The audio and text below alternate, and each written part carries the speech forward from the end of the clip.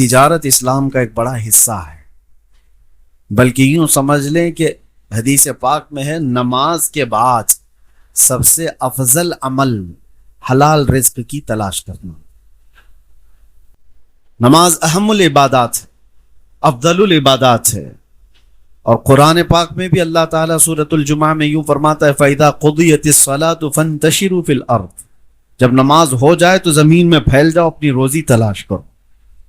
نماز کے بعد حلال روزی تلاش کرنا یہ افضل ترین عبادات میں سے بھی ہے اسلام میں، ایک عبادت ہے یہ۔ تجارت کرنے والا اس کو دنیا پرست اس وقت کہا جائے گا جب اس کے سینے پر، اس کے دل پر دنیا غالب آ گئی، مال غالب آ گیا اور اللہ رسول کو چھوڑ دیا ہو، ورنہ وہ ذکر الہی کے ساتھ 24 گھنٹے تجارت کر رہا ہو تو وہ دین میں ہی ہے، وہ عبادات میں ہی ہے۔ اور اسی لیے میرے آقا صلی اللہ علیہ وسلم کے پاس ایک صحابی نے آ کر کے عرض کیا تھا کہ میں گھروں کی تعمیر کرتا ہوں، معمار ہوں، مستری جس کو آپ کہیں گے، میرا کیا ہوگا آخرت میں؟ حضور پاک صلی اللہ علیہ وسلم نے فرمایا تم ابراہیم علیہ السلام کے ساتھ قیامت میں اٹھائے جاؤ۔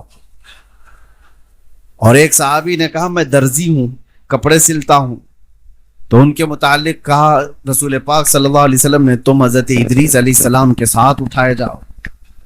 لوہے کا کام کرنے والے ایک صحابی تھے، انہوں نے کہا میرا کیا انجام ہے؟ حضور پاک صلی اللہ علیہ وسلم نے فرمایا تم حضرت داؤد علیہ السلام کے ساتھ اٹھائے جاؤ۔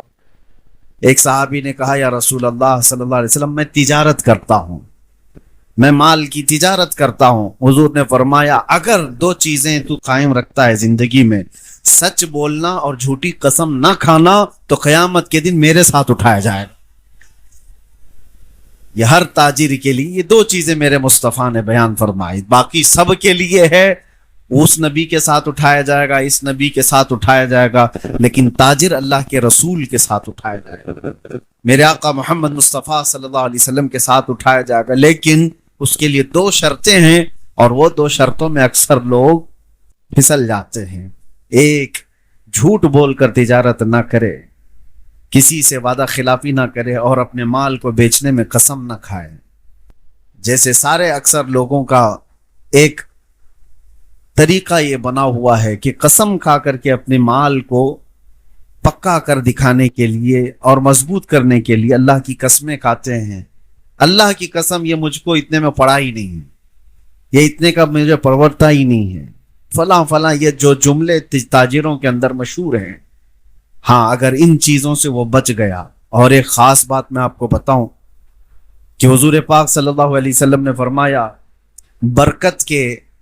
برکت کے اللہ تعالیٰ نے 10 حصے پورے زمین پر اتارے، جس میں سے ایک حصہ اللہ تعالیٰ نے سارے کام کاج میں رکھے ہیں، جاب کرنے والے، کھیتی باڑی کرنے والے، زراعت والے، جتنے بھی کام ہیں ان میں برکت کا ایک حصہ، اور تجارت میں 9 حصے اللہ نے رکھے، برکت کے 9 حصے اللہ نے تجارت میں رکھے۔ اسی لیے مسلمانوں کو یہ کہا جاتا تھا کہ چھوٹا سا بھی حصہ کیوں نہ ہو تجارت کرو، چاہے وہ ٹوپی بیچنا ہو کہ مسواک بیچنا، تجارت میں اللہ تعالیٰ نے برکت رکھا۔ اس کی وجہ کیا ہے میں آپ کو بتاؤں، میں نوکری پیشہ لوگوں کے خلاف نہیں بولتا، لیکن دونوں میں بڑا فرق ہے۔ نوکری کرنے والا، ایک جاب کرنے والا کسی بڑی کمپنی میں ہو، چھوٹی کمپنی میں ہو، اور ایک تجارت کرنے والا، دونوں میں بڑا فرق ہے۔ فرق یہ ہے کہ نوکری کرنے والے کی فکس اماؤنٹ آتی ہے، اس کی اگر سیلری 50,000 ہے تو وہ 50,000 مہینے کے اخیر میں یا مہینے کے شروع میں اس کو مل جانی ہے، اس کی تنخواہ اس کو پکی ہے۔ تو جاب کرنے والے کی تنخواہ اس کو پکا ملنے والی ہے، اسی لیے وہ زیادہ ٹینشن لیتا ہی نہیں، اس کو کسی کی فکر نہیں، مہینہ ختم ہوتے میری سیلری آ جائے گی۔ گورنمنٹ جتنے بھی جاب کرنے والے لوگ ہیں ان کو اکثر ہم نے دیکھا ہے کہ وہ کمفرٹ زون میں جینے کے عادی ہو گئے ہیں، بالکل آرام سے، ان کو کوئی دوسری چیزیں چاہیے نہیں۔ بھائی میں گورنمنٹ امپلائی ہوں، مہینے کے ختم میں میری 50,000 1 لاکھ سیلری آ جاتی، ان کو نہ فاتحہ درود کی ضرورت ہے، نہ گھر میں کچھ اگربتی جلانے کی ضرورت ہے، ٹینشن ہی نہیں ہے، تنخواہ آ رہی ہے۔ اور ادھر تاجر کا حال یہ ہے 50,000 بھی کسی بزنس میں لگایا تو روز دل دھڑکتا رہتا ہے، لگ کے آئے گا کہ ڈوب جائے گا، یہ ڈوبے گا کہ آئے گا، ڈوبے گا کہ آئے گا۔ روزانہ یہ دعاؤں میں بھی ہے، علماء کے پاس بھی ہے، فاتحہ درود بھی گھر میں ہے، اور اللہ سے لگا ہوا ہے کہ مولا میرے مال کو نقصان ہونے سے بچا لے۔ تو اس کا تعلق اللہ سے زیادہ بڑھ جاتا ہے۔ اسی لیے کہا گیا ہے نوکری پیشے والے سے زیادہ تاجر کا توکل اللہ کی ذات پر ہوتا ہے، اللہ کی ذات پر اس کا یقین زیادہ ہو جاتا ہے، ڈوبتا ہے تو بھی فائدے میں آتا ہے، تو بھی اللہ کے حوالے وہ کر دیتا ہے۔ اور اکثر آپ نے دیکھا ہوگا اسی لیے بہت ساری جگہوں پر جاب کرنے والے لوگ مسجدیں کم بنائیں، تجارت پیشہ والے لوگ اکثر مسجدیں بھی قائم رکھتے ہیں۔ اللہ تبارک و تعالی سچے ایماندار تاجروں میں آپ سب کا بھی شمار فرمائے، اور ہمیں بھی اللہ تعالیٰ اس میں شامل رکھے۔ میرے آقا صلی اللہ تعالی علیہ وسلم نے تجارت کو فروغ دینے کے لیے خود بھی تجارت فرمائی۔ حضور پاک صلی اللہ تعالی علیہ وسلم صرف 12 سال کی عمر میں تجارت کے سفر پر نکلے تھے۔ 12 سال کی عمر میں پہلی تجارت کا سفر آپ نے کیا ہے، تو اللہ کے نبی صلی اللہ علیہ وسلم نے جس میں قدم رکھا ہے وہ میدان کبھی برکت سے خالی ہو نہیں سکتا۔ آج میں نے ایک آیت آپ کے سامنے تلاوت کی ہے۔ اللہ تعالیٰ فرماتا ہے فَأَمَّا الزَّبَدُ فَيَذْهَبُ جُفَاءً وَأَمَّا مَا يَنْفَعُ النَّاسَ فَيَمْكُثُ فِي الْأَرْضِ۔ جو نفع دینے والا ہے لوگوں کو اس کا، اور جو کچرا ہے اس کا۔ قرآن کہتا ہے، یہ 13ویں پارے کی آیت ہے سورۃ الرعد میں۔ اللہ فرماتا ہے جو جھاگ ہے وہ اڑ کے چلا جائے گا۔ جھاگ سمجھتے ہیں؟ جھاگ جو سمندر کے اوپر آ جائے، کف جس کو کہیں، فینا کہتے ہیں، کئی جگہ پر الگ الگ باتیں ہیں، جو ہوا میں اڑ جاتا ہے۔ وائٹ وائٹ تو دکھتا ہے لیکن وہ اڑ جاتا ہے۔ قرآن یہی کہہ رہا ہے کہ یہ جھاگ اڑ جائے گا۔ وَأَمَّا مَا يَنْفَعُ النَّاسَ، اور جو نفع دینے والی چیز ہے، فَيَمْكُثُ فِي الْأَرْضِ، وہ زمین میں ہمیشہ برقرار رہتا ہے، زمین میں قائم رہتا ہے۔ نفع دینے والے بنو، جھاگ نہ بنو۔ جو کسی کام کی ہی زندگی نہیں ہے، ایسی زندگی گزار کے فائدہ بھی کیا؟ اگر دنیا میں آئے ہو تو کوئی ایسا کام کر جاؤ جو امت کو نفع دے، جو انسانیت کو نفع دے۔ ہمارے پاس آج وہ تاریخیں موجود ہیں۔ اسی لیے میرے آقا صلی اللہ تعالی علیہ وسلم نے حدیث میں کیا فرمایا؟ من سن سنتا حسنتا فلہ اجرہا واجر من عمل بہا۔ جس نے کوئی نیا طریقہ ایجاد کیا، اچھا، اس کا ایجاد کرنے کا ثواب بھی اسے ملے گا، اور جب تک قیامت تک اس ایجاد کیے ہوئے طریقے پر لوگ عمل کرتے رہیں گے، ان سب کا ثواب بھی ایجاد کرنے والے کو ملے گا۔ کسی نے اگر کوئی ایک مسجد تعمیر کی ہے تو مسجد تعمیر کرنے کا ثواب تو ہے، لیکن لاکھوں جو سجدے اس میں ہوتے رہیں گے ان کا ثواب بھی اسے دیا جاتا رہے۔ کریٹیوٹی جس کو کہا جائے، ایجادات جس کو کہا جائے، یہ مسلمانوں کا ایک خاص حصہ تھا۔ آج بانجھ بنا دیا گیا امت کو۔ آج ہمارے حالات یہ ہو گئے ہیں کہ ان سے کوئی چیز امید ہی نہیں رکھی جا رہی، حالانکہ ماضی قریب تک ہماری ترقیات کا دور اتنا سنہرا تھا، اتنا سنہرا جس کو تاریخ کبھی بھلا نہیں سکتی۔ میں آج مسلمان نوجوانوں سے اور جتنے بھی اہل ثروت حضرات ہیں ان سے بھی یہ گزارش کروں گا، اللہ نے جس میدان میں آپ کو طاقت دی ہے اس میدان میں کوئی ایسی ترقی کر جاؤ کہ تمہارے آنے کا زمین پر کوئی مطلب رہے، اس زندگی کا کوئی معنی تو رہے، ورنہ یوں آئے اور یوں چلے گئے۔ اسی لیے شاعر نے کہا ہے موت اس کی جس کا کرے زمانہ افسوس، یوں تو یہاں آئے ہیں سبھی مرنے کے لیے۔ جس کے جانے کے بعد امت میں ایک خلا واقع ہو جائے، جس کے جانے کے بعد دنیا اس کے غم میں روئے، جس کے جانے کے بعد دنیا کو محسوس ہو کہ کوئی بہت بڑی چیز گئی ہے، ورنہ ہماری زندگی ایسی نہ ہو کہ جنازہ جانے کے بعد لوگ یہ کہیں دھرتی کا بوجھ چلا گیا، زمین کا کچرا ختم ہو گیا۔ عزیزان گرامی وقار، آپ کی زندگی سے متعلق اور ہماری زندگی سے متعلق ایک بات میں عرض کرتا ہوں۔ مولانا جلال الدین رومی رحمۃ اللہ تعالی علیہ بیان فرماتے ہیں، ایک بہت عظیم چیز ہے، بہت عظیم چیز ہے۔ خاص طور پر ایک واقعہ انہوں نے بیان کیا ہے۔ ایک ملک ایسا ہے ایک ملک ایسا افریقہ کا ملک، شروع میں انہوں نے ایسی بیان کی کہ جہاں کی حکومت کا طریقہ بالکل الگ ہے. وہ ایک ملک ایسا ہے، ان کی حکومت کا طریقہ ایسا ہے کہ 1 سال ہی بادشاہ رہتا ہے کوئی بھی، اور بادشاہ بنانے کا طریقہ ایسا ہے کہ ملک کے جتنے بھی ذمہ دار حضرات ہیں وہ ملک کی سرحد پر جا کر، باؤنڈری پر جا کر سال کی پہلی تاریخ میں کھڑے ہو جاتے ہیں رات کو، اور صبح جیسے ہوتی جو شخص ملک میں پہلے داخل ہوا وہ ان کا بادشاہ ہے. جو بھی مسافر آیا، کوئی بھی آیا، وہ ان کا بادشاہ ہے.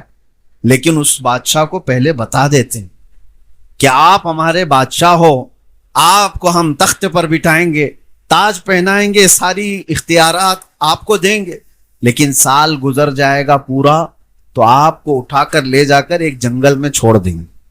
اور وہ جنگل اتنا خطرناک کہ جہاں بھیڑیے ہیں، درندے ہیں، جانور ہیں، پھاڑ کھائیں گے، ختم ہو جائے گا. تو جو اس بات کو منظور کرتا ہے بادشاہ کی کرسی پہ بیٹھتا ہے، اور جو کہتا ہے نہیں مجھے نہیں چاہیے اسے چھوڑ دیا جاتا ہے، دوسرے کا انتظار. ہر سال کا ان کا معمول تھا یہ. جس کو بھی تاریخ میں، پہلی تاریخ میں ملک میں داخل ہوتا دیکھتے اس کو بادشاہ بناتے، لیکن پہلے سے بتا دیتے تھے کہ سال بھر کے بعد ہونا کیا ہے. 1 سال ایسا بھی آیا کہ جب ایک بادشاہ کو جنگل میں چھوڑا ہے، درندے کھا چکے ہوں گے، خوفناک جنگل تھا، نئی تاریخ میں نئے بادشاہ کو چننا تھا. ملک کی سرحد پر آ کر بڑے لوگ کھڑے ہو گئے. اتفاق ایسا ہوا کہ صبح صبح پہلی تاریخ ہے، اور جو شخص داخل ہو رہا تھا وہ ایک عالم ربانی تھا، دیندار شخص رہا. اور آتے ہی انہوں نے نعرہ لگایا کہ آپ ہم کو بادشاہ مل گیا، بادشاہ مل. جانتے پہچانتے نہیں تھے، لیکن پھر بھی کہا. اس عالم نے کہا کہ کس کا بادشاہ، کیوں نعرے لگا رہے ہو؟ انہوں نے کہا ہمارا نیم ہے، ہمارا دستور ہے، سال کی پہلی تاریخ میں جو ہمارے ملک میں پہلا شخص داخل ہوتا ہے وہ ہمارا بادشاہ ہوتا ہے. انہوں نے پوچھا تو پھر کیا کرتے ہو؟ لوگوں نے کہا تاج پہناتے ہیں، جلوس نکالتے ہیں، کرسی پر بٹھاتے ہیں. کہا پھر کیا کرتے ہو؟ کہا ساری فوج آپ کی، سارے وزیر آپ کے، سارا ملک آپ کے اختیار میں. پھر کیا ہوتا ہے؟ کہا سال گزر جاتا ہے تو آخری تاریخ میں آپ کو لے جا کر ہم جنگل میں چھوڑائیں گے، یہی ہمارا نیم ہے. کیا آپ کو منظور ہے؟ اس عالم نے کہا ہاں منظور ہے. بادشاہت قبول کر لیا. ویسے تو انسانوں کی فطرت ہے، کارپوریٹر بھی اگر بننا چاہے تو کون منع کرتا ہے؟ اگر چھوٹا سا عہدہ بھی مل جائے کون منع کون کرتا ہے؟ لیکن اس کو قائم کون رکھتا ہے؟ یہ اپنے کمال کی بات. اس عالم نے کہا منظور ہے. آئے، تاج پہنے، کرسی پر بیٹھے، وزیروں کو بلایا، فوج کو بلایا، دیکھا پہلا دن ہے، سارے نظام قائم ہو گئے. اور آج بادشاہ کا پہلا آرڈر یہ تھا، ملک کو اپنے ہاتھ میں لینے کے بعد پہلا آرڈر یہ ہے کہ مجھے وہ جنگل دکھایا جائے جہاں پر لے جا کر آخر میں چھوڑتے ہیں. بادشاہ کا آرڈر تھا تو سب لے کر کے چلے. جلوس گیا اور جنگل دیکھا تو اتنا خوفناک، وہاں پر کھوپڑیاں، ہڈیاں پرانے لوگوں کی پڑی ہوئی جن کو درندے کھا چکے ہیں، کانٹے دار درخت، خوفناک آوازوں سے بھرا ہوا جنگل. بادشاہ پہلے ہی دن دیکھ کر کے واپس آ گیا. کہا پھر فوج کے آدھے حصے کو کہا یہ جو جنگل کا خوفناک حصہ ہے اس میں جتنے کانٹے کے جھاڑیاں ہیں سب نکالے جائیں، کھوپڑیاں ہٹائی جائیں اور اس کو پورے طور پر صاف کیا جائے. مہینے بھر تو جنگل صاف ہوتا رہا. دوسرا مہینہ آیا تو بادشاہ نے حکم دیا کہ وہاں ایک شاندار محل بنایا جائے. پھر 1 مہینے بھر وہاں پر محل کی تعمیر ہوتی رہی. تیسرے مہینے بادشاہ نے کہا ایک ہاؤس تعمیر کیا جائے. چوتھے مہینے کہا یہاں ایک باغیچہ بنایا جائے. 6 مہینے تک تو وہ محل ہی بناتا رہا. اس جنگل کے اندر جتنے تھے سب کو بدل کر کے اس نے ایک بہت خوبصورت قلعہ بنا دیا. پھر اس کے بعد کہا میرے دربار سے لے کر اس جنگل جانے تک کے راستے کو پورا خوبصورت بنا دیا جائے. 4 مہینے اسی میں لگ گئے، پورا خوبصورت بنا دیا. اور اس کے بعد دیکھو تو نہ وہ جنگل ہے، نہ وہاں کوئی خوفناک جھاڑیاں، پھولوں سے سجا ہوا ایک باغیچہ جس میں نہر بہ رہی ہے.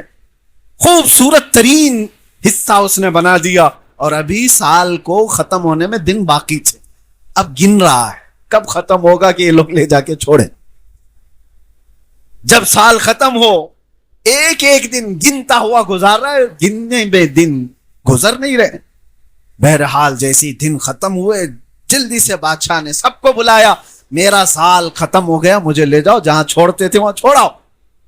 سارے لوگ آئے اور آ کر کے انہوں نے کہا بادشاہ سلامت، آج سے ہمارا نیم بدل گیا، ہمارا قانون بدل گیا ہے. کہا کیا ہوا کیا؟